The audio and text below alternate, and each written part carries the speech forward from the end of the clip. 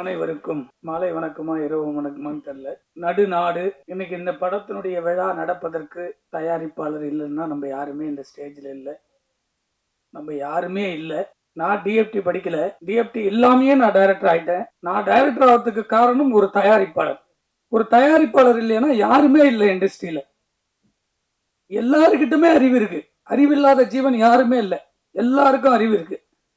ஆனால் நான் சினிமாவில் வரும்போது டிஎஃப்டி படிச்சுட்டு இல்லை, 2 டிகிரி படிச்சுட்டு வந்து நம்மளுடைய கனவுகளை, நம்ம வச்சிருக்கிற படைப்புகளை ஒரு தயாரிப்பாளர் மூலம் மட்டுமே நம்ம வந்து இயக்குனராக வெளியே வந்திருக்கோம். அதனால தயாரிப்பாளர் இனம் இல்லை என்று சொன்னால் இங்க இருக்கிற யாருமே இல்லை என்பதை நான் தொடர்ந்து ஆணித்தர பதிவு செய்யறேன். காரணம், நான் அளவு கடந்த அன்பு வச்சிருக்கிறேன் அண்ணன் உதயகுமார் அவர்கள் மேல. இயக்குனர் மட்டும் இல்லை, அவருடைய படைப்புகள்லாம் வந்து நாங்க பார்த்து வளர்ந்து அதிலிருந்து இருந்து நிறைய கருத்துக்கள்லாம் வந்து உள்வாங்கி அந்த இனத்திலிருந்து நாங்கள் வந்திருக்கிறோம். அதில் வந்து அவர் சொன்ன விஷயத்த வந்து ரொம்ப ஊண்டிங்காந்து, அதனால தான் முதல்ல அதை ஆரம்பிச்சுட்டேன். எந்த தயாரிப்பாளரும் எதற்காகவும் வரல, ஒருவரை உருவாக்குவதற்காக தான் ஒரு தயாரிப்பாளர் வர்றார். எந்த தயாரிப்பாளரும் சினிமாலிருந்து உருவாக்கப்படுவதில்லை, தயாரிப்பாளர் தான் நாம் அனைவரையும் உருவாக்கி இன்னைக்கு வந்து நிக்கிறோம் உச்சத்துல. ஒரு இயக்குனர் 25 கோடி 50 கோடி சம்பளம் வாங்குறாங்கன்னா அவங்க போட்ட விதை தான் நம்ப. அப்படிதான் நானும் ஒரு 50 லட்சம் சம்பளம் வாங்கினேன். எனக்கு அதுக்கப்புறம் கடவுள் கொடுத்த கிஃப்ட் தயாரிப்பாளர் என்ற ஒரு இனம், அதிலிருந்து நான் மீண்டு வந்திருக்கேன். இதை எதுக்கு சொல்றேன்னா, இந்த விழா நடுநாடு ஒரு தயாரிப்பாளர் மிக அருமையாக சாங் எழுதியிருந்தாரு. அதையெல்லாம் கடந்து இந்த இயக்குனர் இன்னைக்கு வெளியே வந்து ஒரு படத்தை எடுத்து அடுத்த ரிலீஸுக்கு வந்து நிக்குதுன்னா அவர் காலம் ஃபுல்லா மறக்கக்கூடாத ஒரே ஒரு இனம் தமிழ் சினிமாவில் தயாரிப்பாளர். நான் இப்ப நிக்கிறேன்னா நான் படம் பண்ண எல்லா தயாரிப்பாளரும் என்னோட தொடர்புல இருக்கும். காரணம், இந்த சினிமா ஒவ்வொருத்தருக்கும் சோறு போடுது ஏதோ ரூபத்துல. அந்த நன்றி மட்டும் இருந்தால் நாம் எப்பொழுதுமே அழியாத உச்சத்தில் இருப்போம் என்பதை தொடர்ந்து பதிவு செய்கிறேன். காரணம், இந்த படத்தை சாங்கு நான் வந்த வெளியில இருந்து பார்த்தேன். நம்ம சாய் சுடு நின்றுட்டு இருக்கும்போது நீங்க தான் டிஐ பண்ணீங்களான்னு கேட்டேன். ஏன்னா அவ்வளோ பளிச்சுன்னு இருந்த சாங் பார்க்கும்போது ரொம்ப விஷுவலா ஏதோ பட்ஜெட்ல எடுத்திருப்பாங்கன்னு பார்த்தேன். அந்த ஃபைட்டு, அந்த ட்ரெய்லர் காமிக்கும் போது, அந்த சாங்ல வர விஷுவல்லாம் பார்க்கும்போது ஒரு பெரிய பட்ஜெட்ல இந்த படத்தை தயாரிச்சிருக்காங்களே புது ஆர்டிஸ்ட வச்சு அப்படின்ற உள்ளுக்குள்ள ஒரு இருக்குங்கள் எனக்குள்ளேயே இருந்துட்டே இருந்து. ஏன்னா பல கோடி, சாதாரணமா அதுல 1 கோடி போடாம இந்த படம் நம்ம இன்னைக்கு பார்த்திருக்க முடியாது சாங்க. அந்த 1 கோடியை எடுப்பதற்கு இந்த சினிமாவில் சங்கங்கள் இருக்கக்கூடிய ஒத்துரை முன்னு வரமாட்டாங்களே என்றுதான் என்னுடைய ஆதங்கத்தை 10 ஆண்டுகளுக்கு மேலாக தொடர்ந்து பதிவு செய்யறேன். இந்த ஸ்டேஜ்ல வந்து சிறுபட தயாரிப்பாளர் போயிட்டாரு. எப்பவுமே அவர் தான் அதிகமா பேசுவாரு. அதுல பேசணும் சொல்லிட்டே இருந்தேன் என் பக்கத்துல இருந்து. ஆனா அவர் சீக்கிரமா போயிட்டாரு. இந்த கருத்தை, இந்த சின்ன படத்தை கொண்டு போய் ஒரு 50 தியேட்டர்ல 100 தியேட்டர்ல கொண்டு போய் சேர்க்கறதுக்கு எவ்வளவு போராட்டம் இருக்குதுன்னு படங்களை தொடர்ந்து சினிமால இருக்கிற ஒரு சிலருக்கு மட்டும்தான் தெரியும். இங்க உட்கார்ந்துட்டு இருக்கிற தம்பி பிஆர் வந்த படத்துக்கு, சின்ன படங்கள், சின்ன படத்துக்கெல்லாம் இந்த ஸ்டேஜில் இருக்கிற ஜாம்பவான்களை, சினிமாவில் இருக்கிற படங்கள் இருக்கிறவங்கெல்லாம் கொண்டு வந்து ஒரு ஸ்டேஜில் ஆர்கனைஸ் பண்ணி கூட்டு வந்து உட்கார வச்சு இந்த படத்தை பத்தி வெளியே கொண்டு வந்து சேர்க்கறதுக்கே அவ்வளவு போராட்டம் இருக்கு. அந்த போராட்டங்கள் வந்து எங்க கிடைக்குது?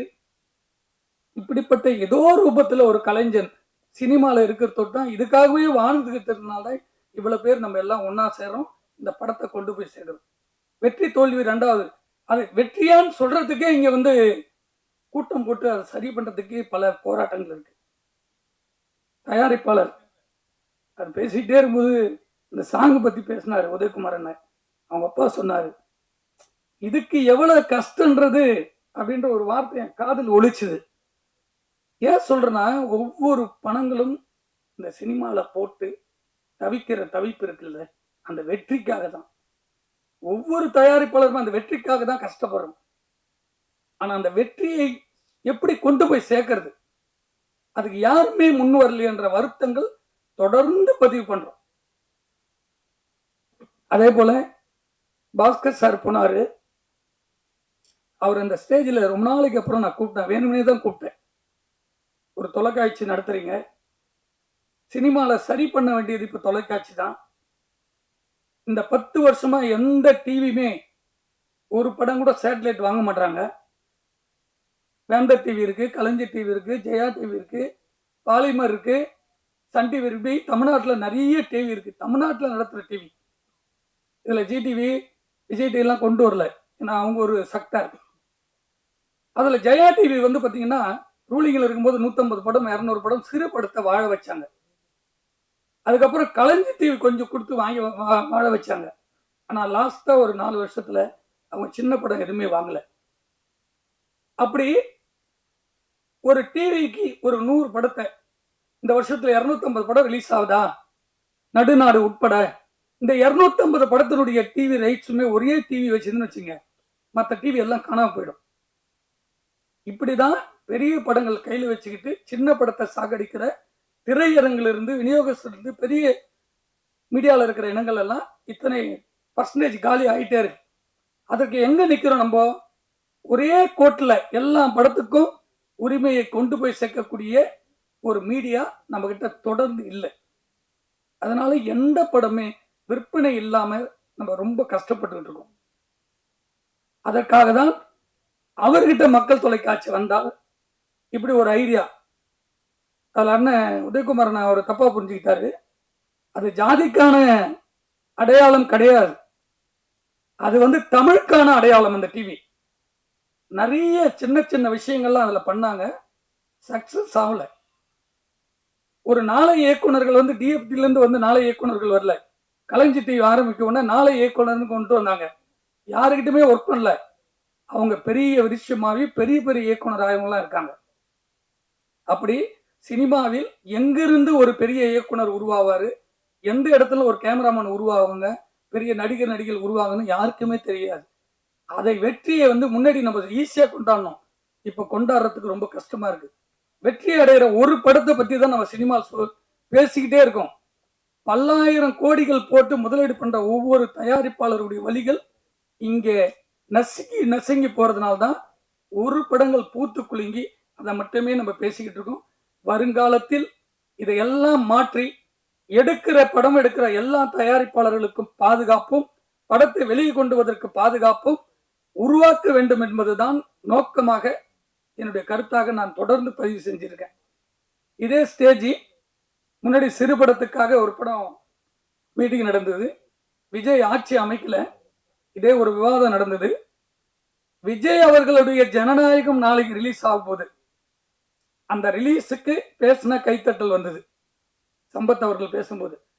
அதே படத்தை தடுக்கும் போது எந்த இண்டஸ்ட்ரியில் இருந்தும் ஒரு ஆட்கள் ஒரு 100 பேர் சேர்ந்து இது தவறுன்னு ஒன்னா சேர்ந்து மீட்டிங் போறதுக்கு பலமுறை வலியுறுத்தின யாரும் வரல.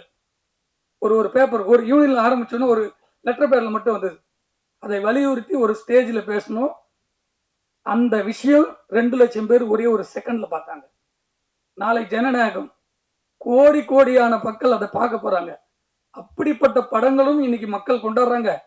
சிறு படத்தையும் கொண்டாடுவதற்கு நம்ம தான் வழியை விடணும். காரணம், இங்க ஒரு செக்டார் தடுத்துட்டே இருக்காங்க.